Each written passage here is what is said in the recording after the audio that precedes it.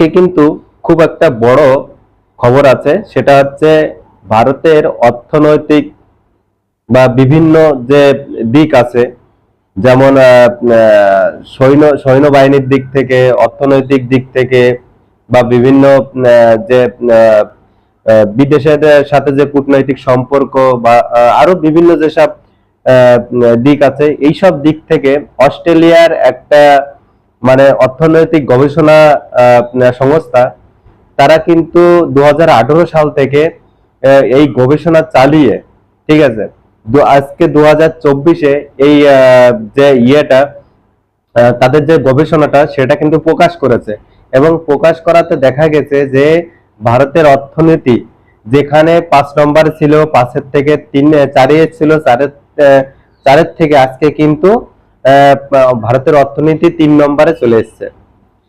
ভারতের অর্থনীতি এখন কিন্তু 3 নম্বরে। 3 নম্বরে ছিল জাপান, সেই জাপানের জায়গা কিন্তু এখন ভারত দখল করে নিল। চারিদিকের ভারতের যে উন্নয়ন হচ্ছে, বা ভারতের মানুষ যেভাবে ভারতের উন্নয়নের পিছনে লেগে আছে, সেই সেই দিক থেকে ভারত এতটা অগ্রগতি লাভ করেছে, বা ভারত এতটা উন্নয়নের পথে অগ্রগতি করেছে যে, আর এর পিছনে তো অবশ্যই ভারতের বিভিন্ন যেসব ব্যবসা বাণিজ্য প্রতিষ্ঠান আছে, তাদের তো অগ্রগতি এতটা ভালোভাবে তাদের হয়েছে, যার কারণে আজকে দেশের উন্নয়ন এমন জায়গায় পৌঁছে গেছে যে যেখানে 6-7 নম্বরে ছিল, সেই জায়গাটা 1, 2, 3 করে করে আজকে 3 নম্বরে এসে গেছে।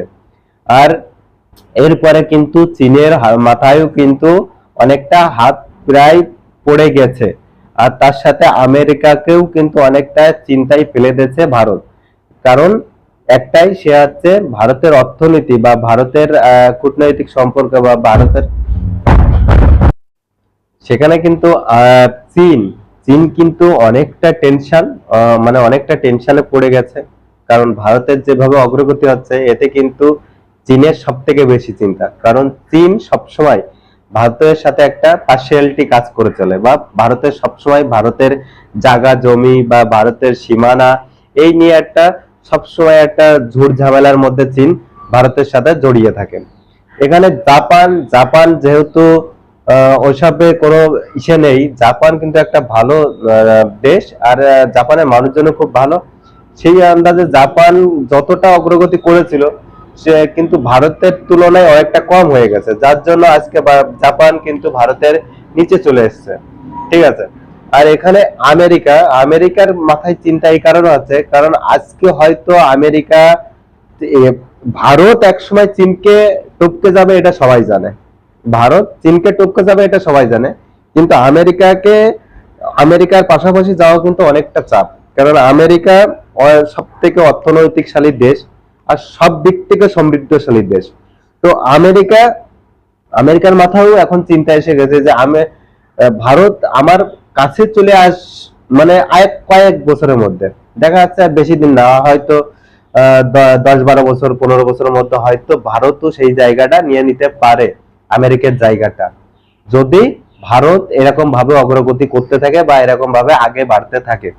আর যেখানে রাশিয়া কিন্তু ছিল হচ্ছে 4 নম্বরে, রাশিয়া ছিল হচ্ছে 4 নম্বরে।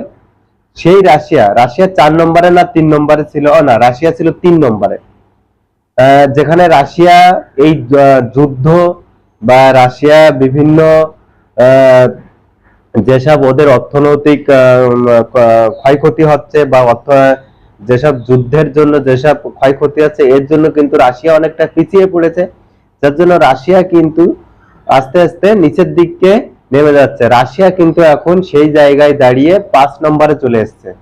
এখন তার মানে এখন আমেরিকা 1 নম্বরে আছে, চীন 2 নম্বরে আছে, ভারত 3 নম্বরে আছে, আর হচ্ছে জাপান আছে হচ্ছে 4 নম্বরে, আর রাশিয়া আছে 5 নম্বরে।